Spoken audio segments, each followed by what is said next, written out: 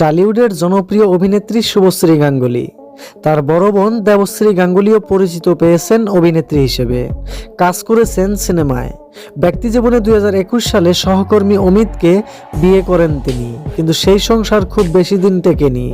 বিয়ের 10 দিন পরই স্বামীর সংসারে অত্যাচারের শিকার হন দেবশ্রী, যা গড়ায় মামলা পর্যন্ত। এক পর্যায়ে বিচ্ছেদের পথে হাঁটেন এই দম্পতি। দেবশ্রীর জীবনে এটা ছিল তার দ্বিতীয় বিয়ে। প্রথম সংসারে একটি পুত্র সন্তান রয়েছে তার, কিন্তু সেই স্বামী সম্পর্কে বিস্তারিত কিছু জানা যায়নি। একমাত্র ছেলেও মায়ের সঙ্গে থাকেন না। বিদেশে পড়ালেখা নিয়েই ব্যস্ত সময় কাটে তার। প্রথম সংসার ভাঙনের পর সুখের সন্ধানে দ্বিতীয় বিয়ে করেছিলেন দেবশ্রী, কিন্তু সুখ আর কপালে জোটেনি। শোনা যাচ্ছে নতুন করে আবারও গাঁটছড়া বাঁধার চিন্তা করেছেন এই অভিনেত্রী দেবশ্রী গাঙ্গুলী।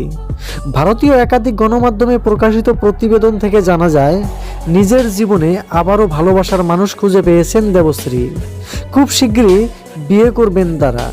দেবশ্রীর হবু বর পেশায় একজন ব্যবসায়ী।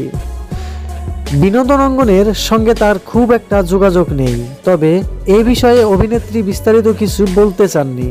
প্রসঙ্গত, জল থই থই ভালোবাসা সিরিয়ালে অপরাজিতা আট্টর বোনের চরিত্রে অভিনয় করেছেন দেবশ্রী। ফাটাফাটি সিনেমাতেও দেখা মিলেছে তার। সম্প্রতি বেশ কিছু ওয়েব সিরিজেও কাজ করেছেন এই অভিনেত্রী।